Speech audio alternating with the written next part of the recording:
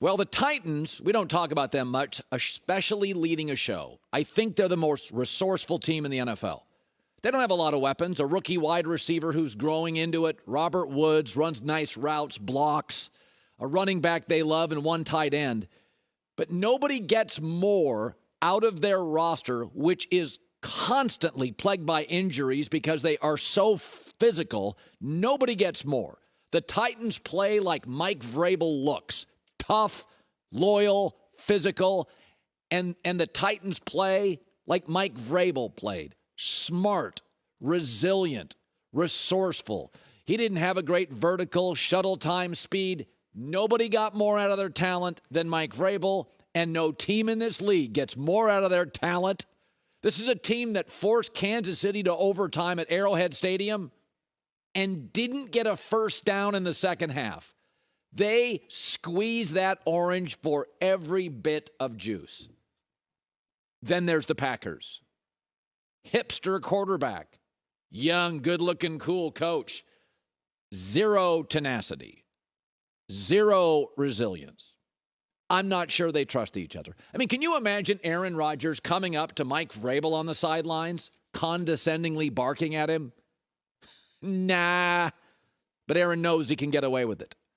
Deep down, Matt LaFleur's been walking on eggshells trying to balance Aaron's ego and temperament and the front office of the Packers that sometimes quietly resents him. Aaron's at the stage of his life. I get it. He's rich.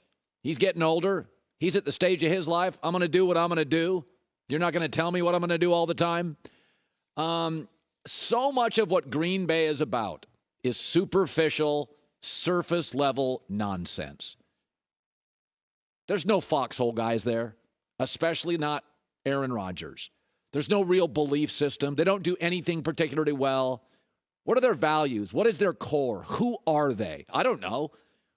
Once again, the special teams, the defense underperformed. I mean, the offense has young wide receivers. We predicted it would be rough early. It wouldn't have been as rough had Aaron committed to the offseason. But, I mean, what are they? I know exactly what the Titans are. And there may be limitations when they play Kansas City or a Cincinnati. But, God, you're going to get everything they have. They're always going to come out prepared. They're going to punch you right in the forehead. That team got in a flight, headed up to Wisconsin to kick some ass, get in a plane, come home. And that's exactly what they did. And Green Bay looked cold with the hipster quarterback and the really cool coach. I'll ask the question again. What do they do well? Oh, I forgot. Beat the Lions and the Bears the last 2 years. Every time Green Bay is in crisis, is in a tough spot, they curl up. Tampa in the playoffs. Last year, San Francisco in the playoffs. Season on the line last night. That's the performance. Season on the line, that's the performance. Tennessee, if their season was on the line, and Green Bay flew down to Nashville, and Green Bay was better, I guarantee you this, win or lose, Green Bay would go home with a bloody lip. Tennessee would fight and scratch and claw and give you everything they had.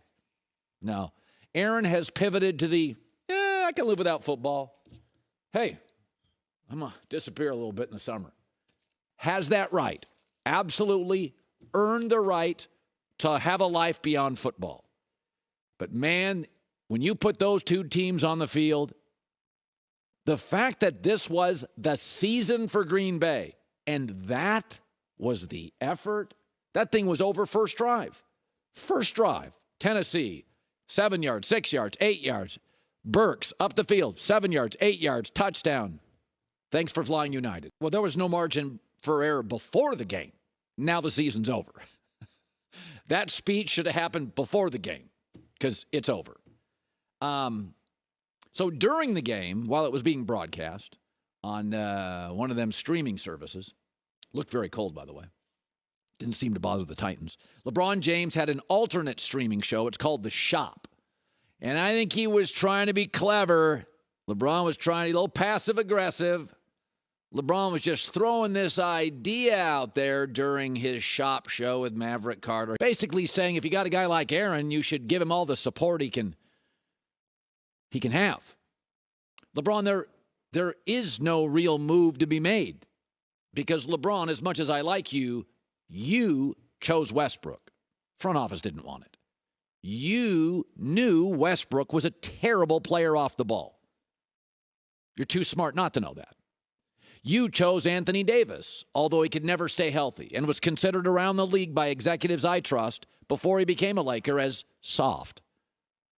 You chose a poorly run franchise for a decade in the Lakers. You chose a weak, young roster. And you chose business over basketball. For the record, your business is crushing.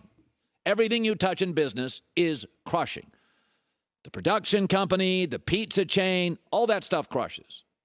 But you, when you came to Los Angeles, LeBron, you chose wealth, money, and business. And you have crushed in all of those. You just got to own it now. You got to own that. LeBron's not good at owning stuff. He can be a little bit of a passive-aggressive finger pointer. Michael Jordan chose wealth and power with the Wizards. How'd it end? Kobe wanted to be the highest-paid player in the NBA with his last contract with the Lakers. How good was the team? Aaron Rodgers wants to be the highest-paid quarterback in the league. Yeah. They could sure use a few more good players. All choices we all make in life have a ripple effect.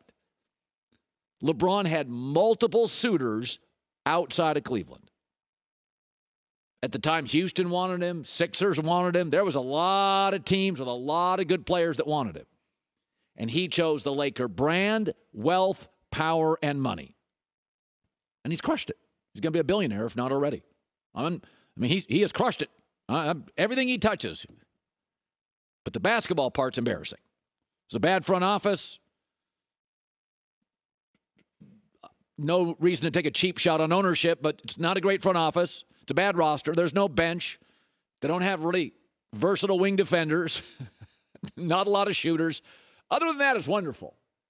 But what you choose will have a ripple effect. And your basketball career right now is largely, frankly, irrelevant.